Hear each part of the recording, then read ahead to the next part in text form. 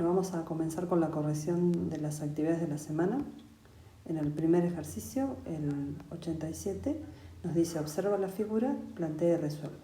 En el A, como verán, tenemos el ángulo de 80 grados, la medida de la escalera sería la hipotenusa y desde el apoyo de la escalera a la pared sería la adyacente. Por eso utilizamos la razón trigonométrica coseno.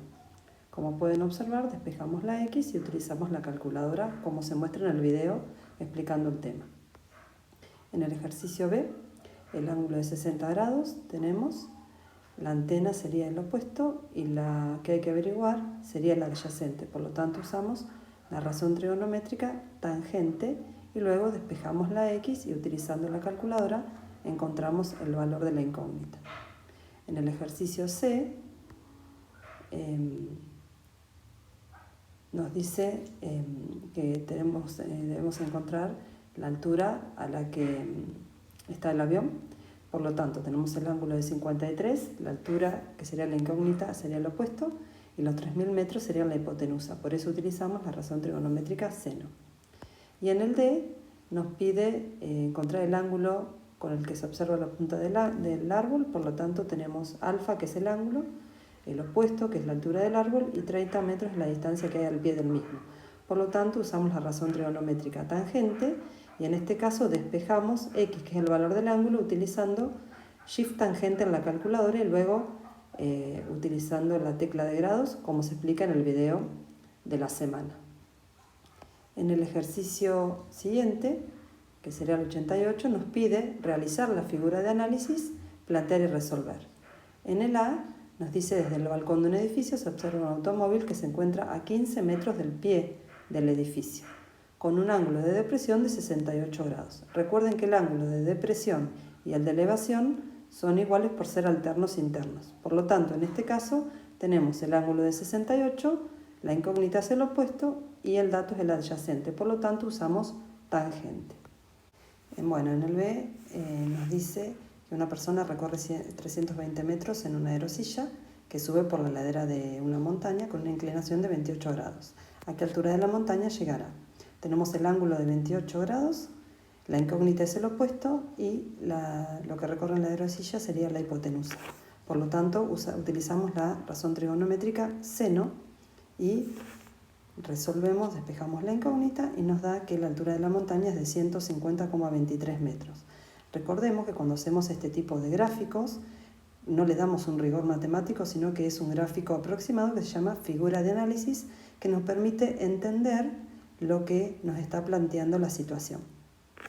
En el ejercicio C nos dice que una escalera está apoyada de 12 metros, está apoyada en una pared con un ángulo de elevación de 76 grados. ¿A qué distancia de la pared está el pie de la escalera?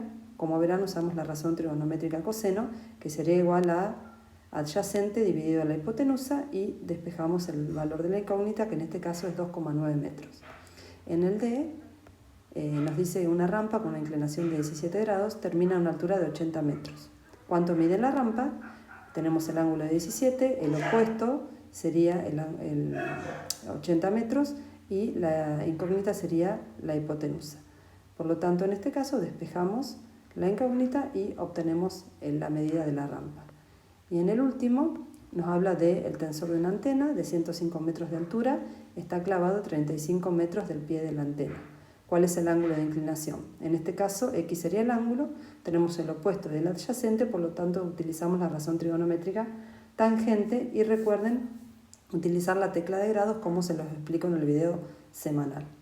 En el último ejercicio, en el 89, nos dice calcula los ángulos interiores de las siguientes figuras.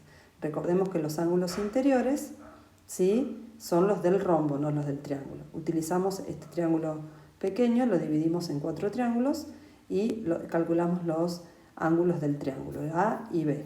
Luego A por 2 y B por 2 van a ser la medida de los ángulos interiores del rombo. En ambos casos utilizamos tangente y como lo hicimos anteriormente, encontramos el valor del ángulo. Recuerden conectarse a las clases para preguntar todas las cosas que no entiendan. Y el último ejercicio, el B, también tenemos que encontrar los ángulos interiores del trapecio. El ángulo de arriba está compuesto por el ángulo de 90 más el pedacito azul y el de la base los dos de la base son iguales.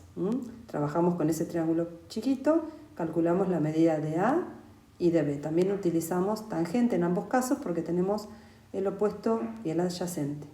Encontramos el valor de A, que es el ángulo de la base, y el valor de B le sumamos 90 porque forma todo el ángulo interior del trapecio.